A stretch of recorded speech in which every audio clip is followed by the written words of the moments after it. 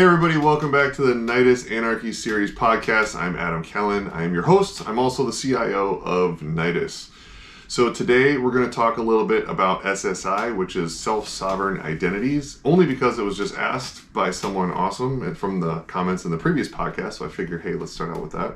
And then we're going to jump into the meat of it, which is going to be, we're going to talk about Web3 wallets and what are those and what are some of the various forms of them.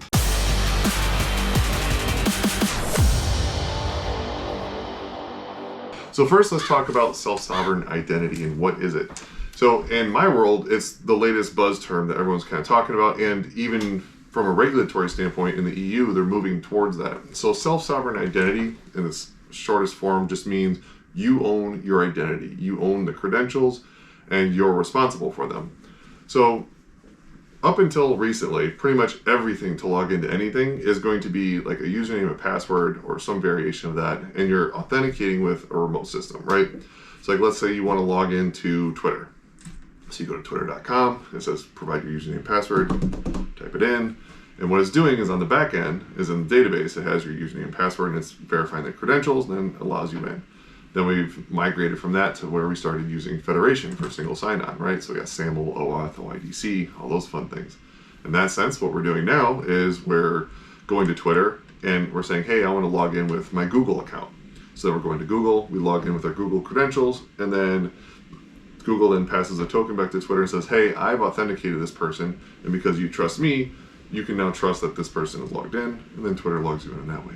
And that's how we're doing a lot of things nowadays, is through Federation, especially on the enterprise, right? Because we're not really doing the whole identities in a single authoritative source or a single global user store like an LDAP anymore. We're trying to federate more and more, which is why companies like Okta and PingFed are really picking up speed with market share for the authentication standpoint.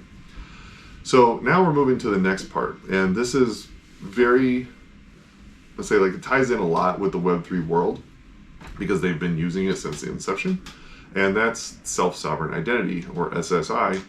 Another term which you've probably heard is DID, which is decentralized ID or decentralized identities. There's a bit of a difference. So first, self-sovereign identity, like I said before, it just means you own your credentials. So what that means now is it uses a public-private key pair generally. There's different ways to do it, but let's just say this is the easiest way. So you maintain these keys locally.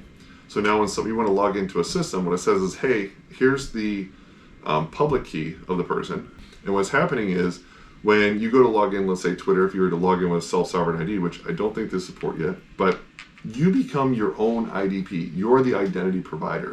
So it's almost like you're federating with yourself to all these other applications. And the way that you prove you are who you are is with the private key.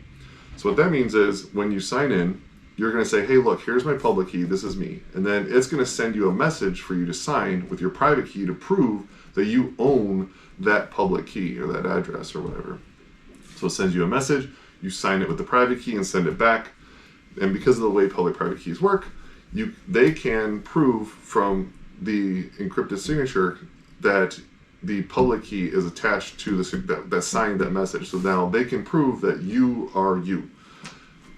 What are the benefits of this? So I just recently put out a blog post about how self-sovereign identity or distributed identity could have prevented 3 billion username and password breaches from security attacks.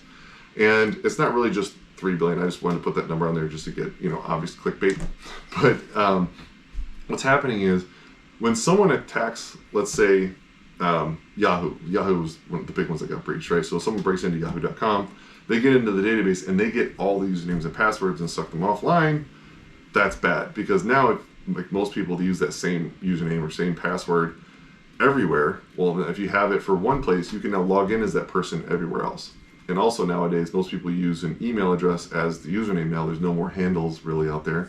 So you already know their login. So now if there's a breach out there and someone downloads the entire database from someone's with all the usernames and passwords, they now have your email address and they have your password. Hopefully you're not using that password for your email to log in, but if you have like bob@gmail.com and your password, the first thing they're going to do is go to gmail.com and try to log in with that password.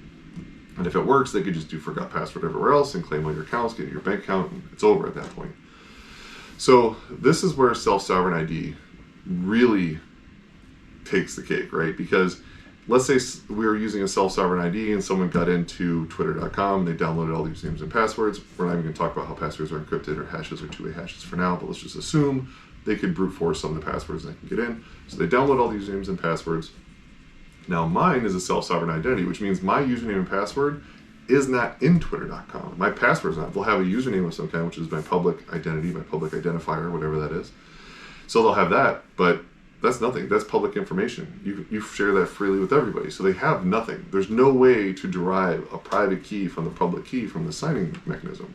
This is kind of a double-edged sword, right? Because if you are technically savvy, this is great because you know how to secure your stuff. You know how to make it so people can't get into your systems. You have firewalls set up. You have all these things. But if you're my mom, you have no idea what I'm even saying throughout this entire podcast so far, then how does someone like that protect their identity from someone getting them? And there's another way for that. So the biggest way that someone's going to attack a specific person, right? They're going to go after someone and say, hey, I want to try to get into this person's bank account. I need to get their password. Well, they could try to attack their computer and get on that way. And generally that's going to be through malware, opening up a bad email, things like that. And that's then going to be to get access to their computer. So generally saying, if you can keep your private keys secured somewhere where they're under, lock and key, password protected into some type of a vault locally, that's obviously huge. And most software does that now out of the box. Like Apple has the keychain across their Mac. A lot of people have, little things like 1Password or LastPass in their system to protect things like that. One thing I can tell you right now, don't ever store a private key anywhere where it would be saved into the cloud.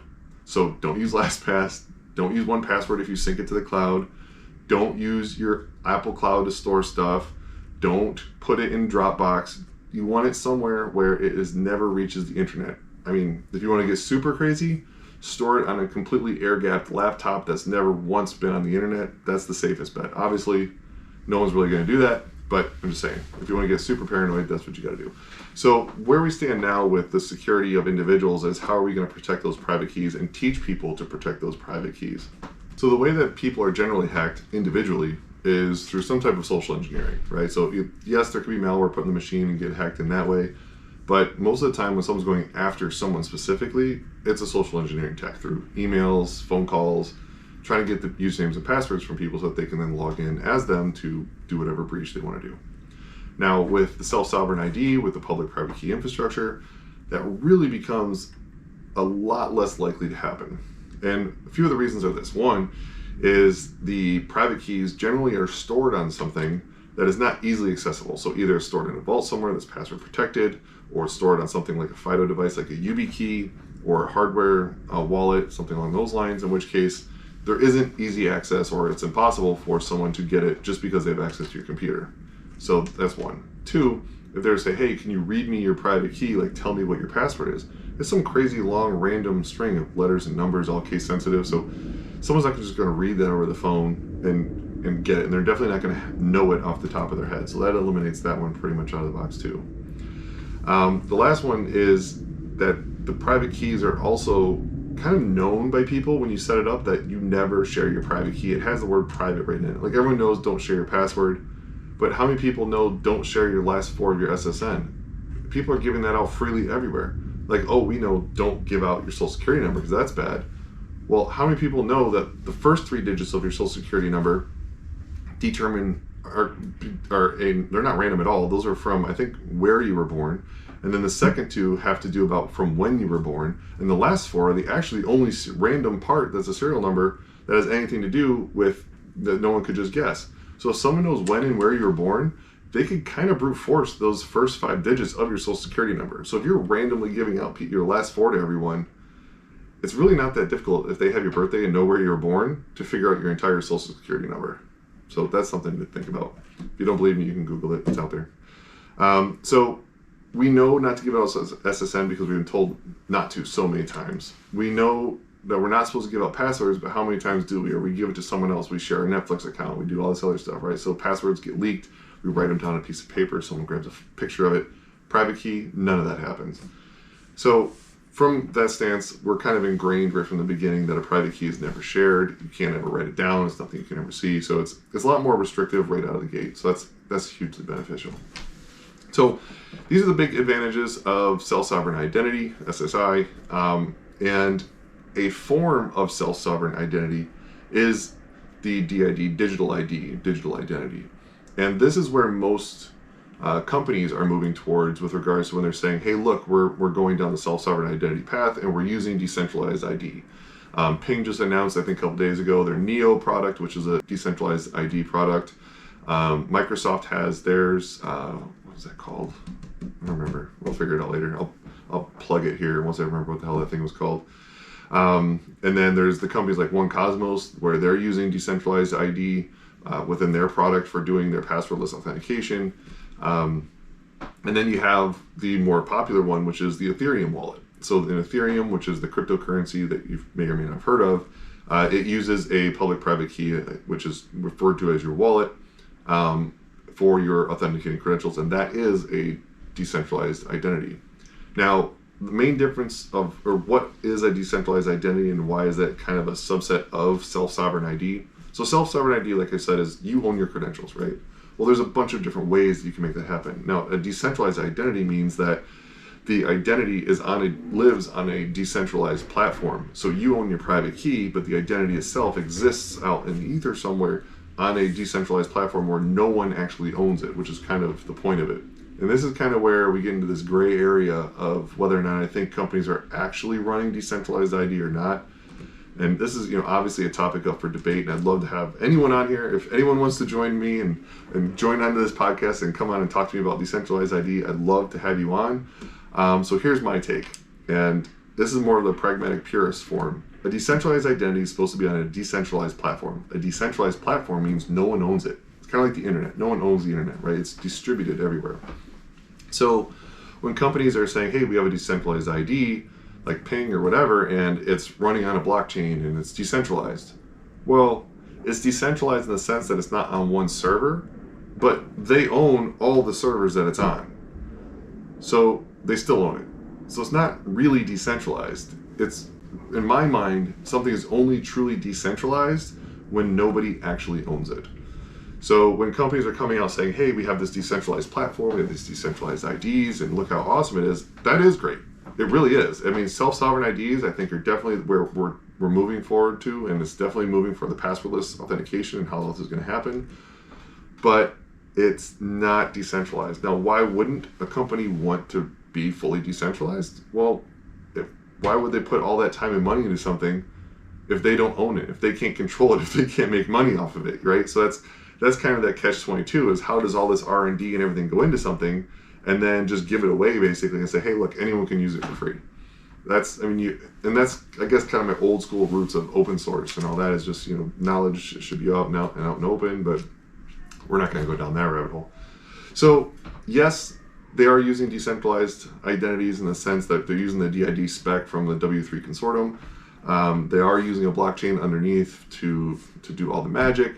But it's not truly decentralized in my eyes, just in the sense that it's not a public blockchain or a public ledger of some sort that's out there that they don't control, that truly makes it immutable. Because if you do own the blockchain, if it is private, it depends how far back, but you could make that data mutable by going back and rewriting all the hashes.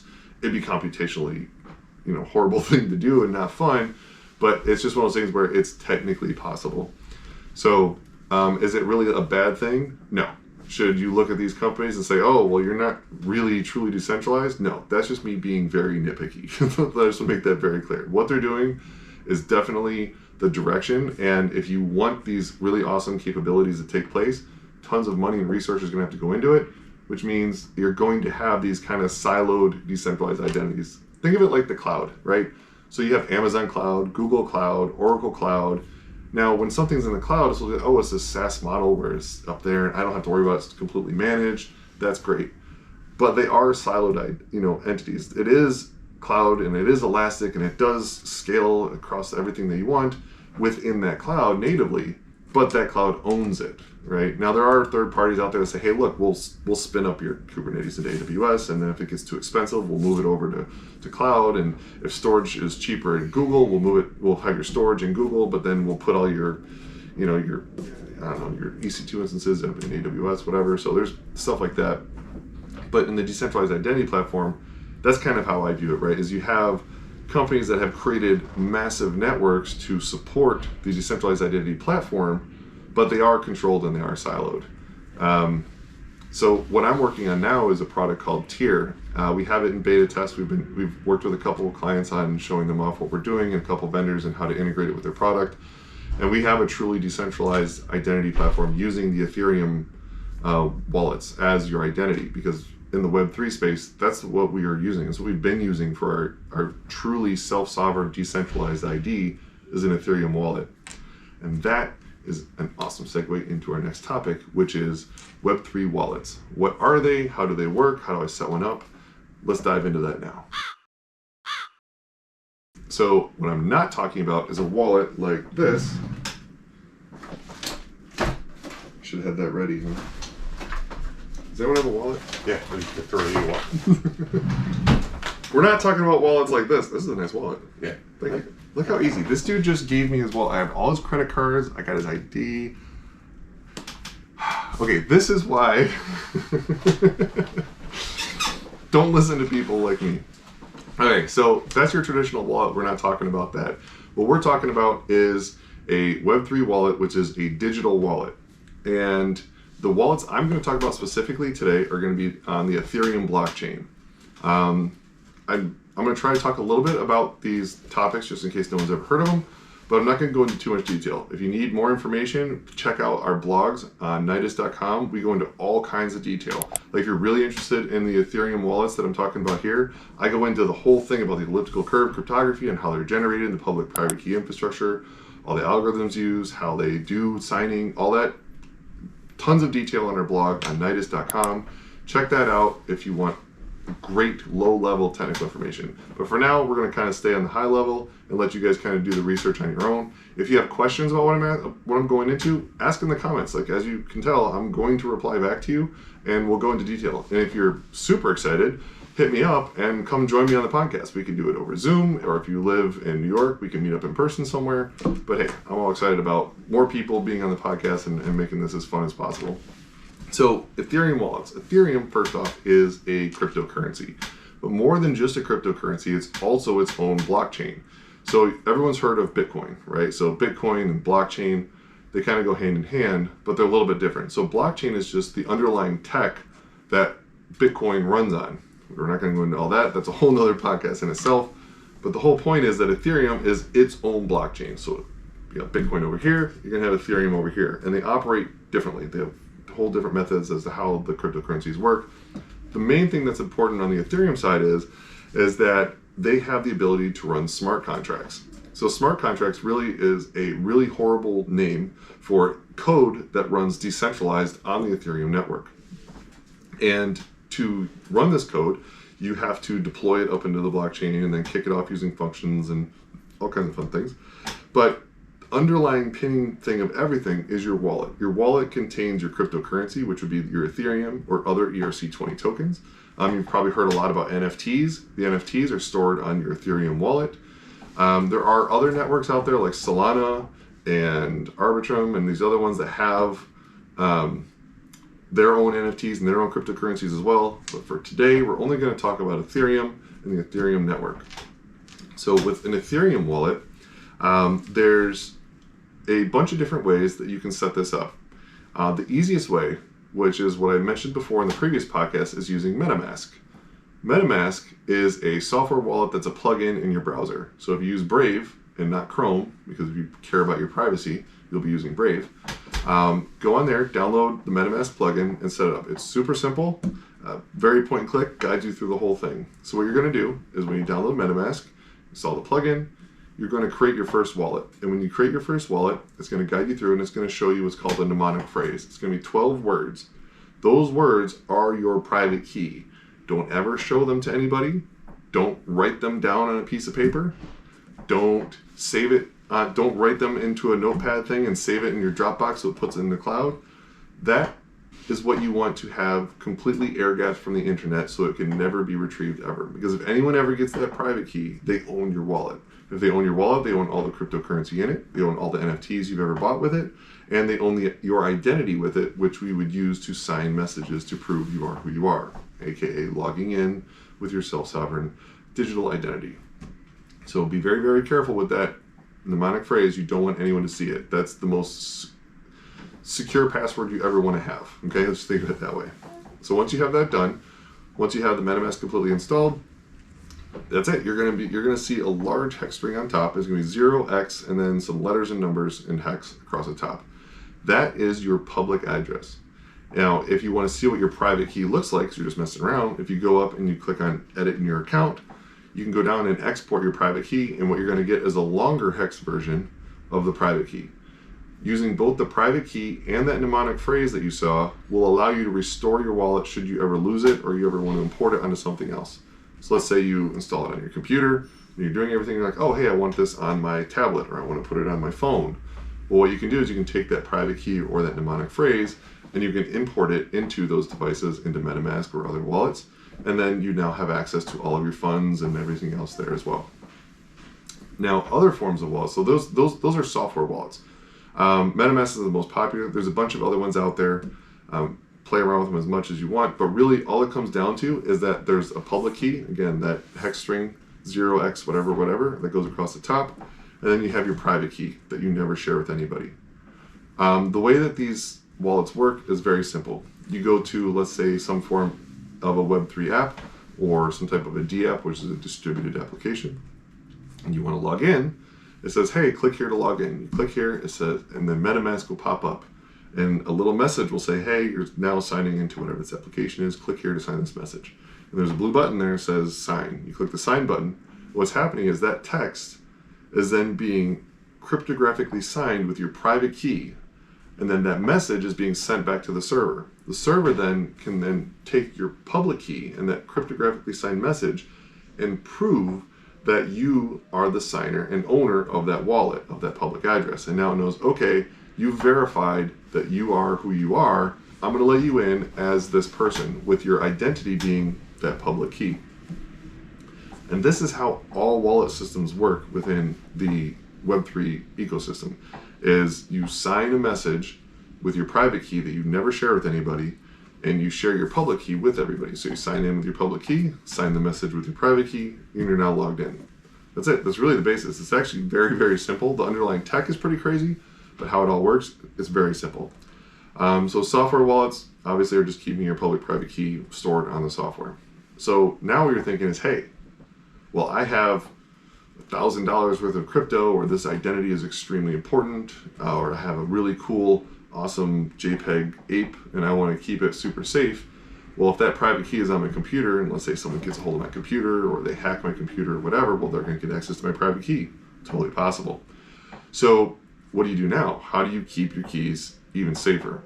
So this is when we talk about hardware wallets. So with a hardware wallet, you have your public address, again, the hex number that you share with everybody. You can keep that on your computer. And then your private key is stored on a physical hardware device. So here, this is a Trezor hardware device, you can see here.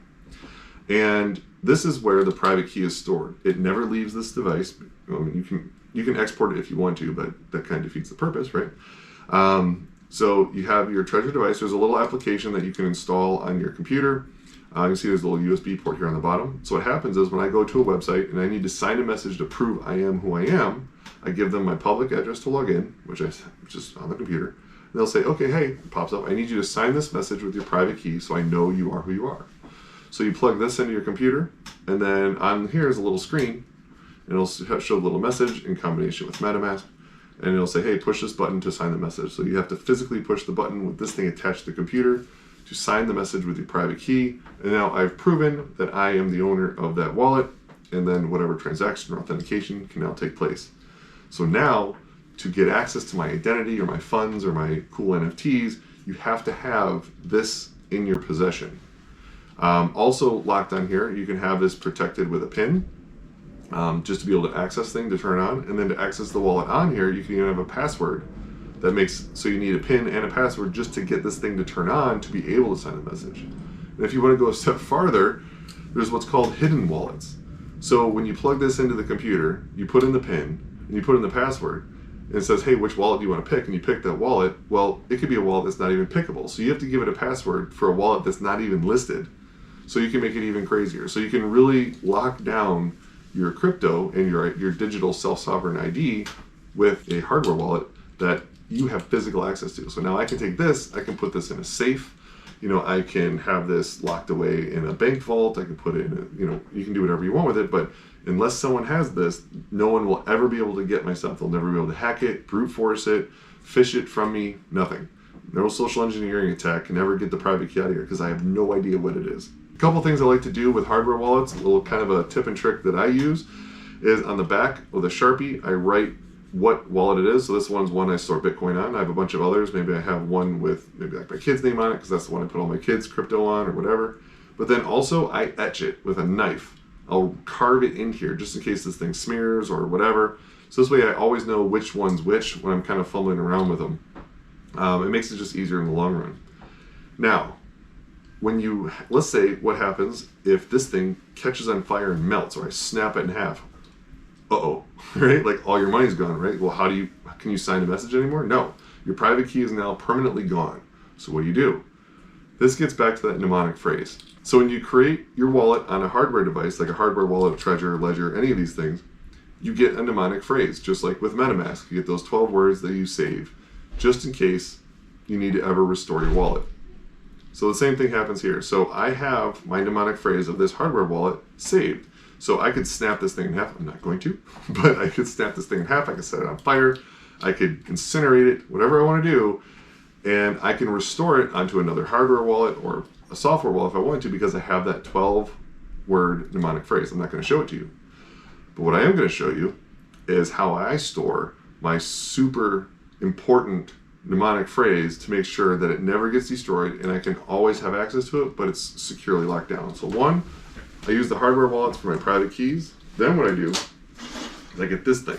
It's called Billfoldle, Billfodl. It's a joke on HODL. But this here, stainless steel, it opens up. And what happens is it comes with this piece here and all these. I'm not sure if you're going to be able to see this, but these are also stainless steel. These are punch cards with letters and numbers, capital, uppercase, lowercase on both sides. And what you do is you take that word, and let's say your first word is, I don't know, awesome. So the first letter is A. So you go to the A's, you just pop it out like this.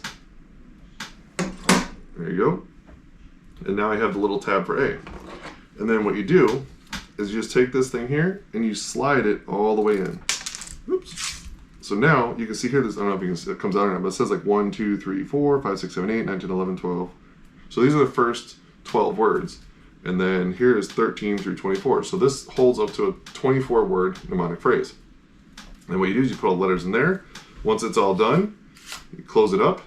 And now with this stainless steel awesome thing, which is virtually indestructible, your mnemonic phrase is safe from all kinds of natural disasters, all kinds of fun stuff, right? So now I can rest easily knowing that if this thing gets destroyed, it breaks, it stops working, whatever, I have this to where I can always recover it. I always have access to my identity, my funds, and everything. Now, what you can also do, you see this little thing here, see this little hole? So what I like to do is one step farther. Get these little locks here from the local hardware store. Take this, goes right through there like that. Lock it up. Now you can't open it. So now you need a key to open this lock, to flip this open to get my mnemonic phrase that's stored in a safe somewhere off-site. This key, once I'm done, I'm going to snap this key in half and I throw this away. So if I ever need to get in here, I need bolt cutters to snap this thing off to get access to my mnemonic phrase. So this is what's awesome about digital identities and just the Ethereum wallets in general, or any wallets really, you can do this with Bitcoin as well, is that they can be as secure as you want them to be. So it could be as simple as, hey, I use this all the time. I'm going to use this to log into my application. So therefore, that private key is stored on a software wallet. It's in MetaMask. It's on my computer. It's always available. But if it were to ever be compromised, it's not really the end of the world. I don't really keep too much on it. And then, I have more stuff where it's like I keep actual funds for transferring. I'm going to put that on a hardware wallet because I really just don't want anyone to have, I want to make sure my money is safe. So I'm going to use the hardware wallet. Well, now I have like a lot of funds. Let's say I have like 10 Bitcoin or something, which is running like 200 grand or 300 grand nowadays.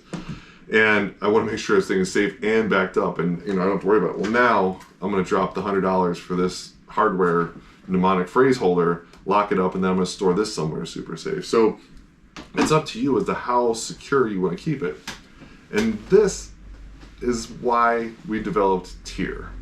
So Tier is our single sign-on passwordless platform that uses Ethereum wallets to log in using standard federation with any application out there that supports SAML, OAuth, OIDC logins, and many others which we're developing on continuously. So instead of using a username password or using Google to log in or using what everyone else is calling a decentralized identity, we are using a truly decentralized ID, your Ethereum wallet, as your login to log into anything that supports traditional federation. So we can use our Ethereum wallet to log in with PingFed to log into their backend apps. We can use our Ethereum wallets to connect to Strata, which is the orchestration tool that will then protect all of our backend applications within our organization. We can even, let's say we're working for some government sites. Well, what kind of passwords are you going to use? What kind of PAM solution are you going to use to protect those hyper secured passwords for the root system accounts of national intelligence secrets or massive weaponized systems, right? So what are you going to do now?